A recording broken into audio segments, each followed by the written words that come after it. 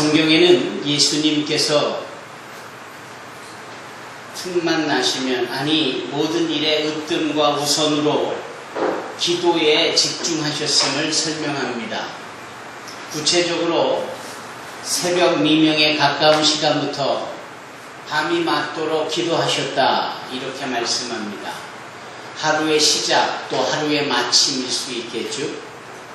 그 시작과 끝을 기도로 채우셨다, 이 말씀입니다. 그리고 또 얼마나 많은 기사와 이적을 행하시면서 그때그때마다 기도를 하셨겠어요. 여러분, 요한복음 17장은 예수님께서 당신의 사역 그리고 당신 자신을 위하여 기도하셨을 뿐만 아니라 사랑하는 제자들을 위하여 하나님께 의탁하는 기도를 행한 기도의 장입니다. 17장 전체가 그렇습니다. 무엇보다도 예수님의 기도의 핵심, 가장 압권이라고 여겨지는 정점은 어디인가요? 바로 겟세마네 동산에서 그 유대 병정들에게 잡히시기 바로 직전에 간절함으로 그렇게 땀방울이 변해 피방울이 되기까지 온 힘을 다하여 전심으로 기도했던 그 내용입니다. 아버지여, 할 수만 있거든 이 잔을 내게서 옮기시옵소서. 그러나 내 뜻대로 마옵시고 아버지 뜻대로 행하시옵소서 라는 기도입니다. 소위 예수님의 이 정점의 기도는 우리에게 많은 부분의 교훈이 주어지고 있음을 보는데, 우리의 기도가 하나님 앞에서의 대화요 소통이며 모든 것이 주께로부터 말미암기에 주님께 도움을 요청하는 그러한 신앙의 고백일 수 있는 겁니다.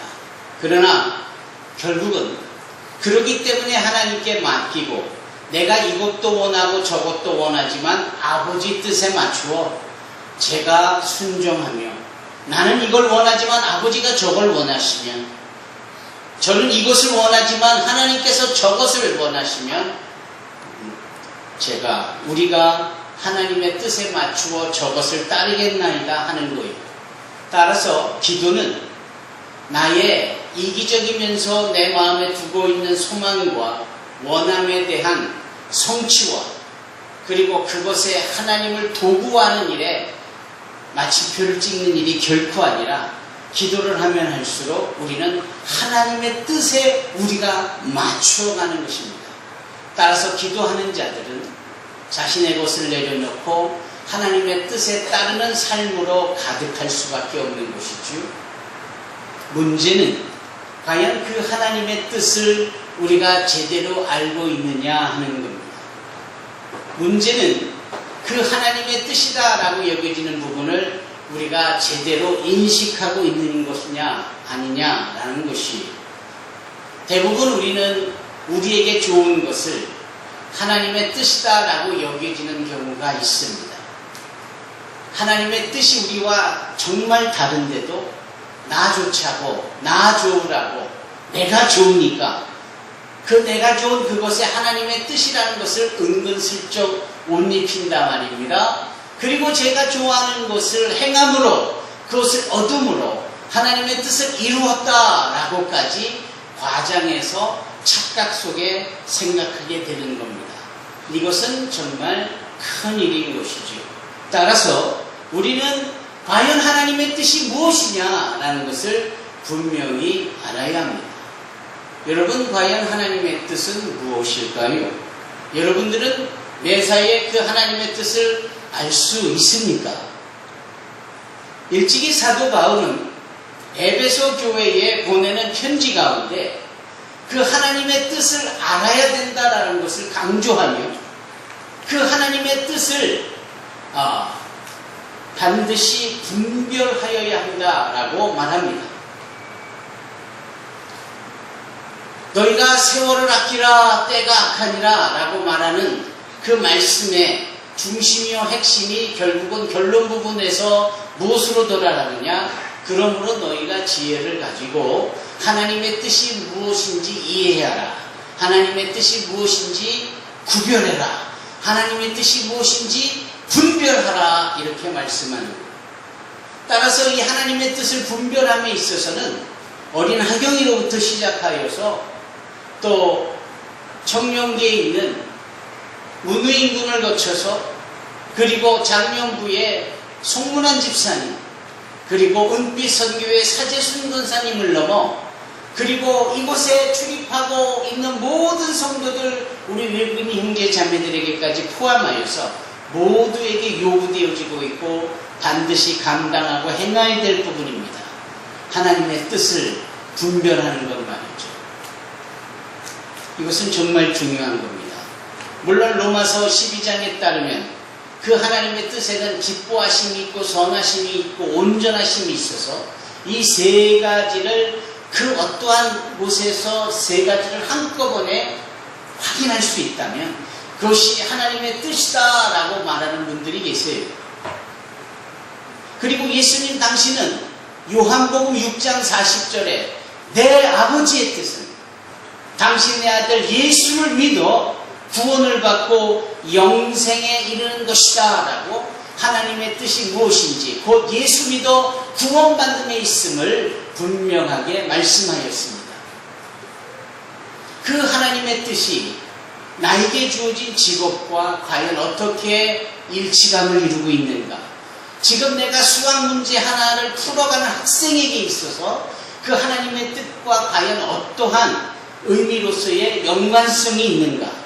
지금 내가 내 자녀들과 내 가정의 건사를 위하여 땀 흘려 삶의 현장에서 직장에서 많은 사람들 틈바구니에서 그렇게 열심히 노동을 하고 일을 하고 있는데 과연 이게 예수께서 말씀하신 아버지의 뜻, 곧 예수를 믿어 구원을 받아 영생 복락을 누리는 이것과 무슨 관계가 있는가 하는 분명한 심각한 고려와 생각과 고민이 분별력 가운데 있어야 합니다. 그것을 사도 바울은 에베소 교회에 보내는 편지 가운데 반드시 그렇게 바로 표현하고 있었던 겁니다. 하나님의 뜻을 분별하는 것. 지금 내가 하는 이 일이 하나님의 뜻과 연관성을 갖는다라는 이 부분을 인식하고 그렇기 때문에 내가 하는 이 일이 사람을 향한 일이 아니라 죽게 하는 듯한 일로서 그렇게 인식하고 그래서 수학 문제 하나 푸는 것에도 정성이 들어가야 되고 그렇게 사람들의 틈바구니에서 땀방울 흘리며 일하는 것도 죽게 하듯 할 수 있어야 하고 나의 행하는 이 일이 예수 그리스도의 구원의 역사를 나타내는 일들로 그렇게 이어져야 한다 이 말씀입니다. 이것은 정말 중요한 것이죠. 사도 바울이 그것을 강조한 겁니다. 세월을 아껴라 때가 악하다라고 했을 때 이 세월을 아낀다 하고 말하는 이 아낌은 의미가 대단히 깊습니다.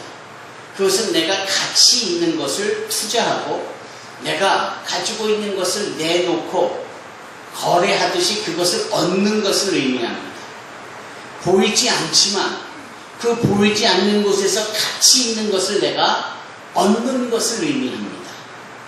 그러니까 여기에는 운 좋아서 얻는 것이 아니라 치밀하고 치열한 나의 헌신과 노력과 애씀과 힘씀이 있어서 그 결과로 가치 있는 것을 얻어내는 것을 의미하는 거예요.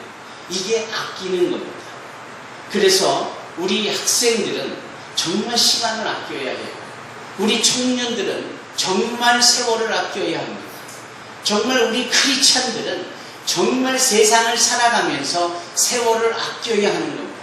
모두에게 다 24시간이라는 동일한 기회가 하루하루를 연장하면서 계속 주어지는데 그 24시간을 우리가 어떻게 하면 아버지의 뜻이라고 말씀하고 있는 예수를 믿어 구원을 받고 영생 복락을 누리게 하는가, 이 최고의 가치를 이루는 일에 우리의 24시간 속에 가치 있는 것을 건져내듯이 그것을 우리가 내 것으로 만들어야 하는 겁니다. 이게 바로 세월을 아끼는 것이요, 이게 바로 주님의 뜻을 분별하는 일이다. 우리 재성군과 재현 양이 다시금 이제 또 미국으로 유학을 또 가게 되잖아요. 방학을 마쳤으니까. 한 여름 내내 땀을 흘리면서 집안에 주어진 일에 최선을 다했을 것이, 그것이 단순히 내 가족 일이니까 넘어 그 안에 부모에 대한 순종과 또 그리스도 예수 안에서 감사를 넘치게 함으로 하라라는 빌립보 말씀이나 또는 골로새서 말씀처럼 그 일을 감당하면서, 즉 세월을 아끼면서, 그리고 내가 다시금 개강하여 저 먼 곳에 공부할 때 외로움 속에 있고 언어의 한계도 있고 문화의 충돌도 있겠지만 하나님의 자녀로서 그 모든 것을 감당하겠다라고 하는 의지를 갖고 하는 이것이 세월을 아끼는 겁니다. 그것이 주의 뜻을 분별하는 크리스찬으로서의 마땅히 감당하는 일 중에 하나다라는 거예요. 같은 논리로 이 자리에 있는 저를 포함한 모든 자들이 다 주어진 일들과 형편과 환경 속에서 모두 다 주의 뜻을 이해하고 분별할 수 있도록 세월을 아껴야 하는 겁니다. 그런 일에 우리가 마음이 모아져야 하는 겁니다. 사람들이 그런 것 같은데 실은 그렇지가 않다라고 오늘 주님은 본문의 말씀을 통하여서 우리를 경악하게 하고 있습니다. 우리는 그래야 된 줄 알고 그렇게 하고 있는 줄로 생각을 했는데 주님은 오늘 본문의 말씀을 통해서 착각하지 마라. 너희들이 그런 게 아니란다. 너희들이 결국은 그것이 내 앞에 마치 가짜처럼 거짓 선지자처럼 행하고 있으니 나는 너를 모르라. 더 나아가서 너희들의 이 불법을 행하는 자들아 라고 나는 너희들에게 말할 것이며 나는 너와 상관없이 나를 떠나라 라고 말할 거야 라고 주님께서 오늘 본문의 말씀 마태복음 7장 21절로 23절에 말씀하고 계시는 겁니다. 여러분 이 말씀을 들으면서 깜짝 놀라지 않습니까? 여러분 이 말씀을 들으면서 두려워 떨림이 생기지 않습니까?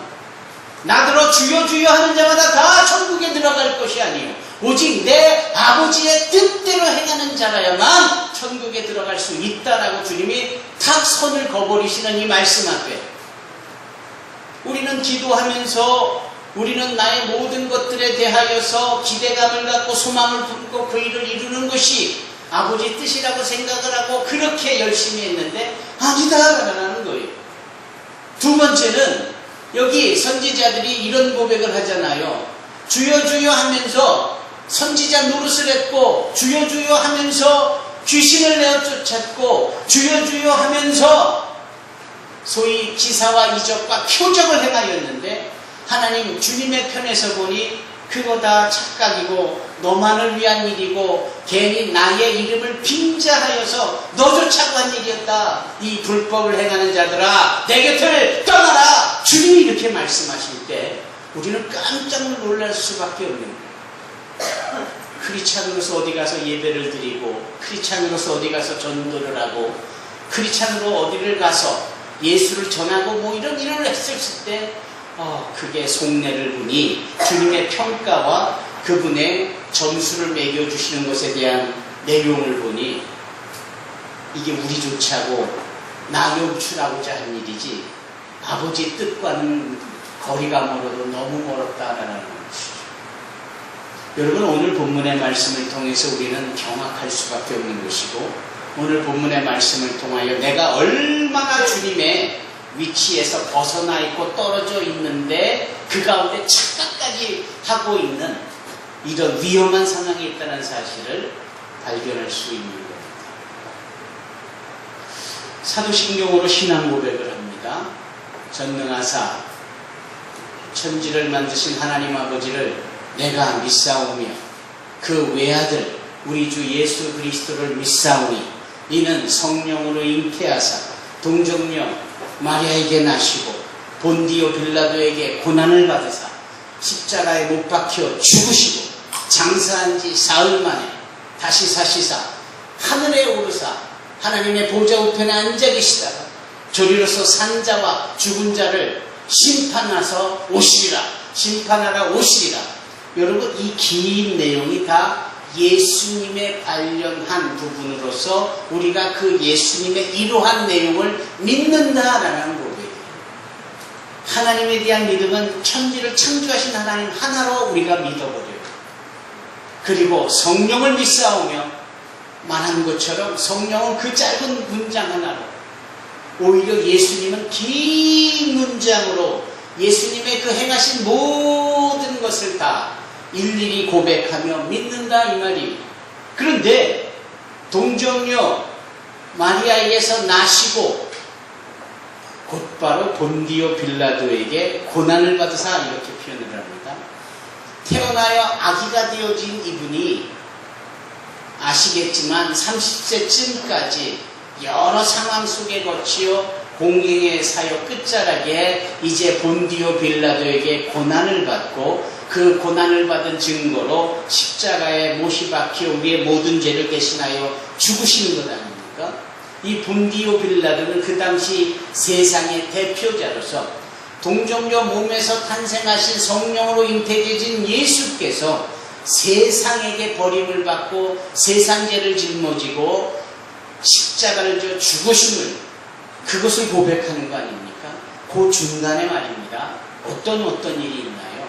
사도 요한도 표현하듯이 말로 다 할 수 없을 만큼, 만일 기록한다면 쌓아둘 곳이 없을 만큼 우리가 아는 고작 그분의 행하신 일은 무리를 걸으셨고 병든 자를 고치셨고 귀신을 내어 쫓으셨고 장님의 눈을 뜨게 하셨고 기머거리의 귀를 열게 하셨고 죽은 자를 살리는 일도 했고 벳세다 들판에서 배고픈 자들을 먹이시는 일도 하셨고 참으로 많은 일을 했습니다만 그러한 내용은 사도신경에 삽입이 되어 있지 않고 우리의 믿음의 고백에 고백되지 않습니다. 왜 그럴까요?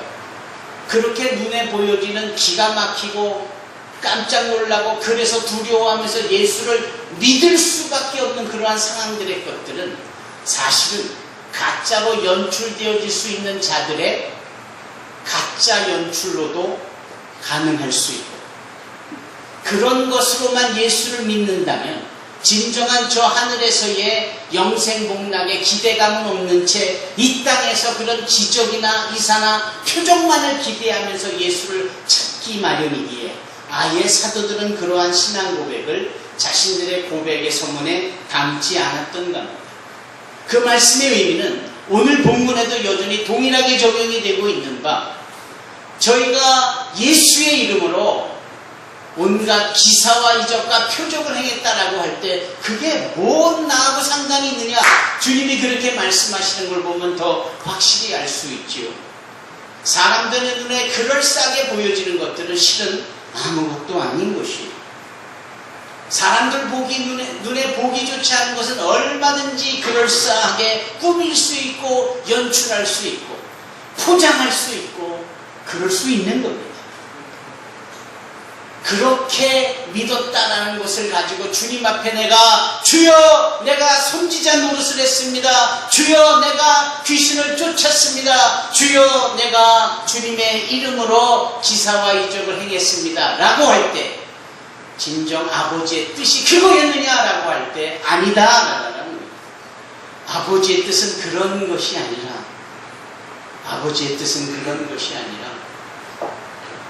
예수 그리스도를 온전히 주어진 삶 속에서 드러내므로, 주어진 삶 속에서 예수를 최고의 가치 있는 것으로 여김으로, 즉 세월을 아끼다야라고 했을 때 그 아끼다라는 단어처럼 우리에게 주어진 하루 24시간, 일주일, 한 달, 1년 우리 모든 인생 속에 가장 가치 있는 예수님을 매일매일 건져내고 매일매일 끄집어내고 매일매일 그것을 드러내는 이것이야말로 진정 아버지 뜻에 합당한 세월을 아끼는 자의 크리스찬의 삶이다라는 겁니다.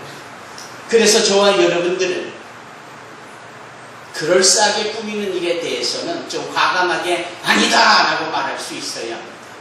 우리의 예배가 조금 미진해 보이고 세련돼 보이지 아니하고 음향도 좋지 못하고 영상도 덜해 보이고 달랑 2대의 에어컨으로 뜨거운 여름을 다 커버하지 못한다 할지라도 있는 모습 그대로 속에서 나의 하나님 나의 주님을 만나고 찾고 그 주님과 동행하며 내가 공부를 해도 주님 때문에 하는 것이고 내가 일을 해도 주님의 영광을 나타내며 하는 것이라면 우리는 세월을 아끼는 자입니다.